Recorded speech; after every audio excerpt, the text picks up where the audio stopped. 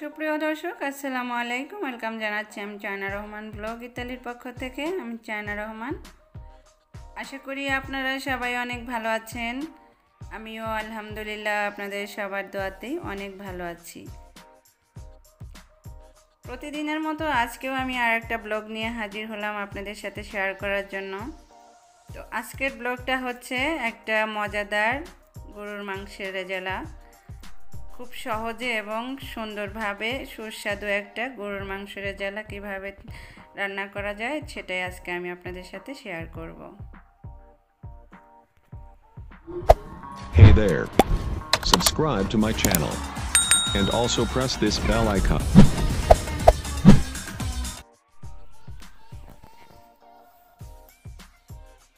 গরুর মাংস রেজালার জন্য আমি এখানে নিয়েছি 2 কেজি গরুর মাংস। তার সাথে নিয়েছি আমি 2 কাপ পেঁয়াজ কুচি এবং সাথে নিয়েছি আমি আদা বাটা, রসুন বাটা। আদা বাটা হচ্ছে 2 টেবিল চামচ আর রসুন বাটা হচ্ছে 1.5 টেবিল চামচ।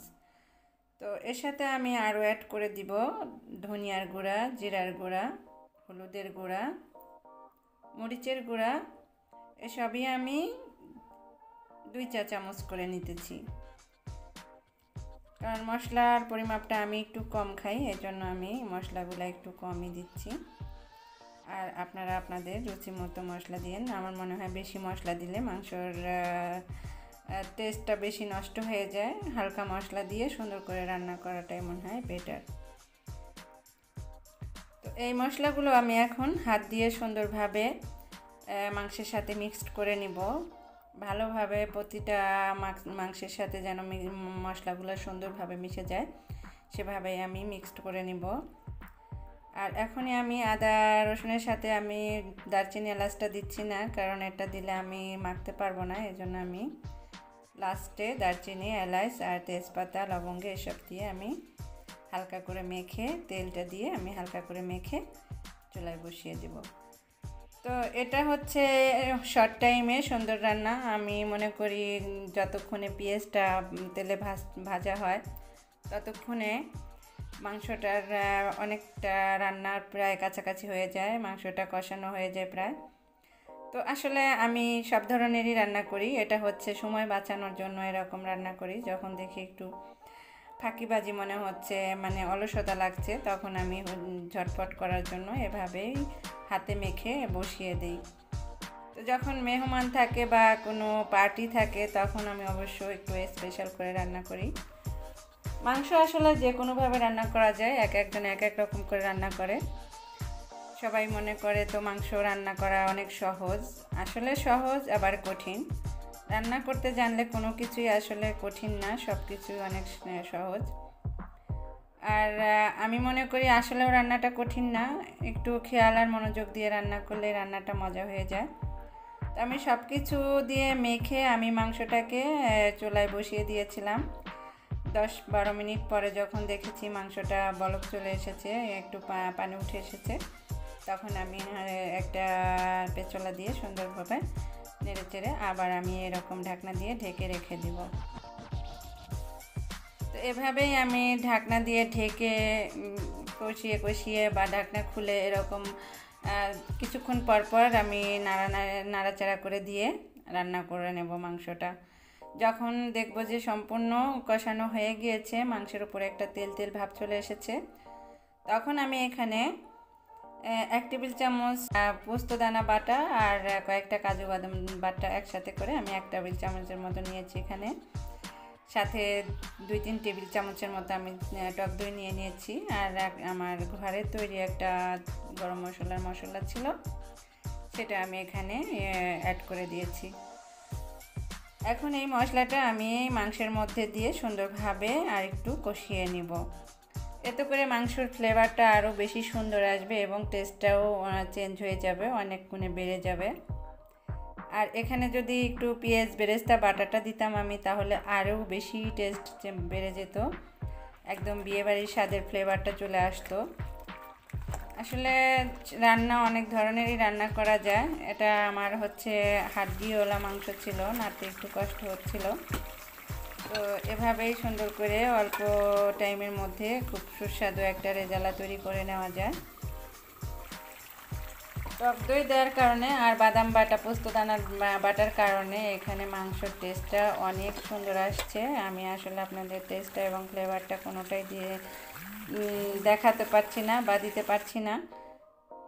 সত্যিই অনেক মজা হয়েছে। আপনারা এভাবেই ট্রাই করবেন, এভাবে রান্না করে দেখবেন আপনাদের রান্না অনেক সুন্দর হবে এবং অল্প সময়ের মধ্যে অনেক সুস্বাদু রান্না হয়ে যাবে।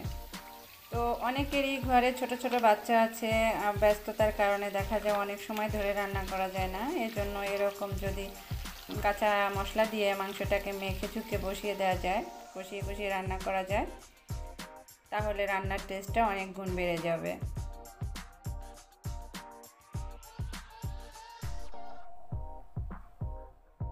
আমার মাংসটা কষানো হয়ে গিয়েছে। এখন আমি এখানে পরিমাণ মতো ঝোলটা দিয়ে আমি মাংসটা আরও একটু চুলায় বসিয়ে বলক আসা পর্যন্ত অপেক্ষা করব।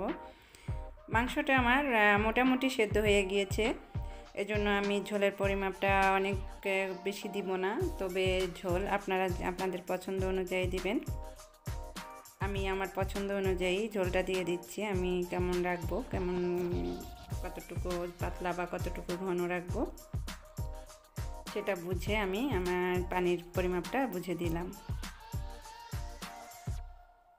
তো মাংসের মধ্যে আমার এখন বলক চলে আসছে। আমি আরও একটু রান্না করব মাংসটা ঢাকনা দিয়ে ঢেকে। তো এই ফাঁকে আপনাদের সাথে একটা কথা বলে নিচ্ছি যে যারা আমার চ্যানেলটাকে এখনও সাবস্ক্রাইব করেননি তারা অবশ্যই আমার চ্যানেলটাকে প্লিজ আপনারা সাবস্ক্রাইব করে নিন। আর যারা অলরেডি সাবস্ক্রাইব করে দিয়েছেন তাদেরকে জানাচ্ছি অসংখ্য ধন্যবাদ।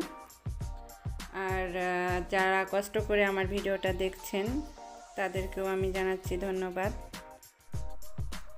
আর যারা ধৈর্য ধরে আমার এই ভিডিওটা দেখছেন তাদেরকেও জানাচ্ছি আমি অনেক ধন্যবাদ।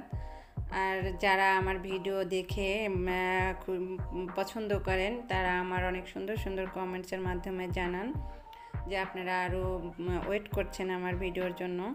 তো এসব সুন্দর কমেন্টস পেলে আমার অনেক ভালো লাগে। তো আমি আশা করব আপনারা আমার প্রতিটা ভিডিও দেখবেন আর এরকমই সুন্দর কমেন্টস করে আমাকে উৎসাহিত করে যাবেন, যাতে আমি আপনাদের জন্য অনেক সুন্দর ভিডিও তৈরি করতে পারি। তো যাই হোক, এখন আমার মাংসটা সুন্দর মোটামুটি রান্না হয়ে গিয়েছে। আমি এখানে টালা জিরার গুঁড়া দিয়ে দিয়েছি আর একটু পেঁয়াজ বেরেস্তা দিয়ে দিয়েছি। তো দিয়ে আমি কিছু সময় ঢাকনা দিয়ে ঢেকে রেখে দিয়েছিলাম। তো মাংসটা এখন আমার ডান হয়ে গিয়েছে, আমি যেরকম ঝোলটা চাচ্ছিলাম সেরকমই হয়েছে। তো এখন আমি চুলা বন্ধ করে দিয়েছি, আমি আপনাদেরকে মাংসটা পরিবেশন করে দেখাবো। তো আমি মাংসটা আজকে পরোটার সাথে আর পোলাওয়ের সাথে খেয়েছি। পরোটার সাথেও অনেকে আমি ছিল, পোলাওয়ের সাথেও খুবই মজা ছিল। আপনারা এরকম সহজ পদ্ধতিতে সুন্দর মজার একটা রেজালা তৈরি করে ঘরে ট্রাই করে খাবেন।